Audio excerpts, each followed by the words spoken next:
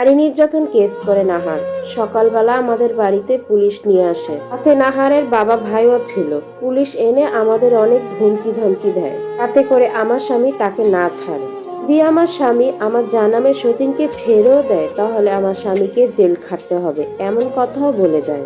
কিন্তু আমার স্বামী রাজি হচ্ছিল না, বারবার বলছিল দরকার পড়লে জেল খাটবো, তাও এই নষ্টা মহিলার সাথে সংসার করব না। আর শাশুড়ি আমার স্বামীকে নিয়ে আলাদা একটা রুমে যায়। কি বুঝায় না বুঝায় আল্লাহই জানে। আমার স্বামী রাজি হয়ে যায় যে আমি ওকে নিয়ে সংসার করব। আর এদিকে আমি হলো নীরব দর্শক। আমার কিছুই করার নেই, কারণ আমার বাবার কারিগরি টাকাও নেই, বা আমার সেই ক্ষমতাও নেই যে আমার স্বামীকে আমি নারী নির্যাতন কেস দিয়ে আটকে রাখবো। তো আমার জায়ের মোটামুটি ভালোই টাকা ছিল। আমার ভাসুরও তো মরার আগে তার ব্যাংকেই টাকাগুলো রেখেছিল। আর বাবারও মোটামুটি ভালোই টাকা ছিল। এই সব কিছুর বাহাদুরিতে সে আমার স্বামীটাকে আবারও দখল করে নিল। আমি আবারও অবহেলার পাত্র হয়ে গেলাম। আমার স্বামী আমাকে দেখেও দেখে না। সেদিনের এই ঘটনাতে একটু আশার আলো হয়েছিল। ভেবেছিলাম হয়তোবা আমি আমার স্বামীটাকে আবারও ফেরত পাবো, তোবা এই কালনাগিনী এই সংসার ছেড়ে চলে যাবে। কিন্তু না, সেই দিনের পর থেকে কালনাগিনী আরো এই সংসারে ঘাঁটি বেঁধে বসেছে। এমন করে চলে গেল 5 মাস। বাবুটারও 6-7 মাস হয়ে গেল। আর এই দিক দিয়ে আমি প্রতি রাতে কান্না করে থাকি। দিন বাবার বাড়িতে গেলাম বেড়াতে। সেখানে এক ভদ্র মহিলা আমার মায়ের কাছে এসেছিল কোনো একটা কাজে। সে আমাকে হঠাৎ করে দেখে বলল, তোকে তো তাবিজ করা হয়েছে, তুই কখনো মা হতে না পারিস, আর তোর স্বামী তোর দিকে ফিরবেও না। তখন অবাক হইনি, কারণ আমার জাত এমনিতেই তাবিজ করে। স্বামীকে সে তাবিজ করেই বশ করে রেখেছে। আমার শাশুড়ি শ্বশুর প্রত্যেককেই সে তাবিজ করে বেঁধে রেখেছে। এখন একটাই টার্গেট, আমাকে কখন এই বাড়ি থেকে বের করবে। আমার মা ওই মহিলা থেকে আমাকে একটা তাবিজ গলায় বেঁধে দিল শরীর বন্ধের জন্য। কিছুদিন পর আমি আবার শ্বশুর বাড়িতে চলে যাই। আমি না বাবার বাড়িতে এতিমের মতো আসতাম, আবার শ্বশুর বাড়িতে এতিমের মতোই যেতাম, কারণ আমার স্বামী আমাকে নিতেও আসতো না, আবার দিতেও আসতো না। শ্বশুর বাড়িতে আসার পর আমার যা আমার স্বামীকে বলল, এই দেখো গলায় তাবিজ ঝুলাইছে, যাতে তোমাদের বশ করে রাখতে পারে। আমার স্বামী আমার সাথে ঝগড়াঝাটি করে গলার তাবিজ খুলে ফেললো। আমি যে এই যে বললাম যে এটা আমার শরীর ভালোর জন্য, কিন্তু বিশ্বাসই করলো না। আর আগে যা ছিল তাই হয়ে গেল। আমার স্বামী আমার জায়ের কথায় উঠে আবার বসে। একটা সময় পর আমার মনে হলো না, আর না, এই সংসারে আমি একটা উচ্ছিষ্টর মতো পড়ে থাকতে পারি না। না, আমারও জীবন আছে, আমাকে আমার মতো করে বাঁচতে হবে।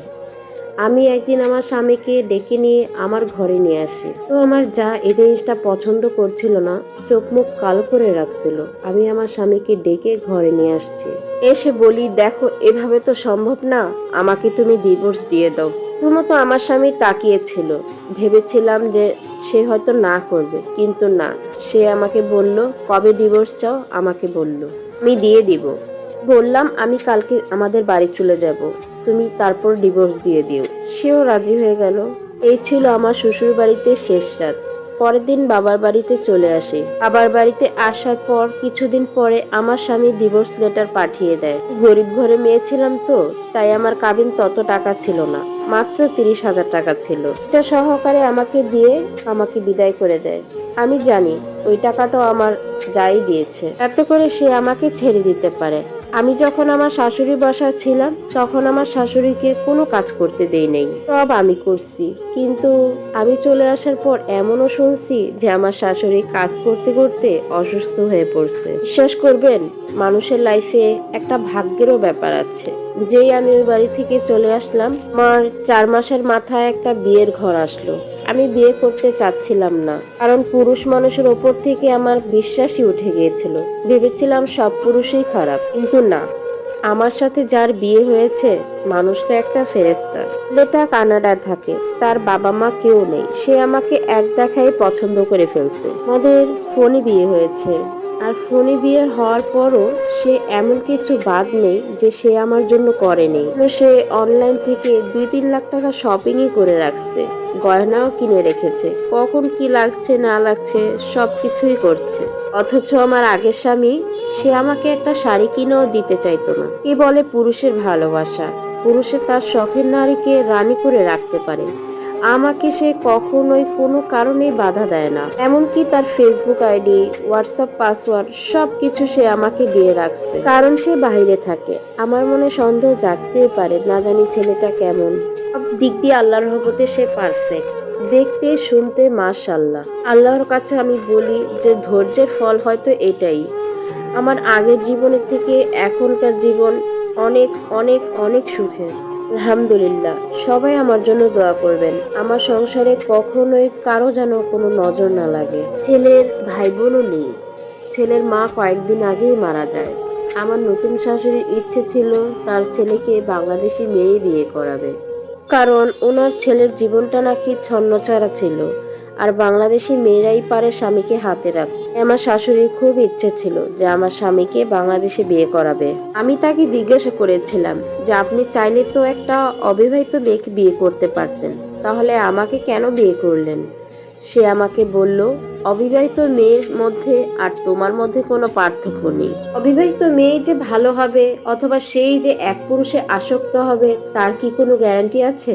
বরঞ্চ অবিবাহিত মেয়ের চেয়ে বিবাহিত মেয়ে, ডিভোর্সি মেয়েরা অনেক ভালো হয়, কারণ তারা আগের সংসারে যে ভুলগুলো করে বর্তমান সংসারে সেই ভুলগুলো আর করে না। আর আমি জানি তুমি আমাকে ভালোবেসে অনেক আগলে রাখবে, আর তার এই বিশ্বাসটাই আমার কাছে অনেক অমূল্য। যেখানে যাই তাকে বলে যাই, কোথাও গেলে আর আমার আগের সংসার সবকিছু বিচার করে আল্লাহ। এমন পরিস্থিতি হয়েছে যে আমার আগের সংসার, আমার শাশুড়ি তার বোনের বাসায় গিয়ে থাকতে হয়। আমার যা তাকে ঘরেও ঢুকতে দেয় না, তাকে একদম দেখতে পারে না। আর আগের স্বামী কোনো কথা বললেই তাকে থানার ভয় দেখায়।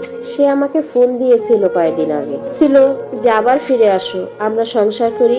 আমি তাকে বললাম আর সম্ভব না, আর যে সংসার থেকে ফিরে এসেছি সেই সংসারে আর কখনোই ফিরবো না। আমার বিয়েও হয়ে গেছে। আপনি আপনার জীবনে ভালো থাকেন আর আমি আমার জীবনে ভালো থাকি। আজ এই পর্যন্তই। ভালো থাকবেন, সুস্থ থাকবেন। আমার ভিডিওটি ভালো লাগলে অবশ্যই শেয়ার, লাইক করে দিবেন। আল্লাহ হাফেজ।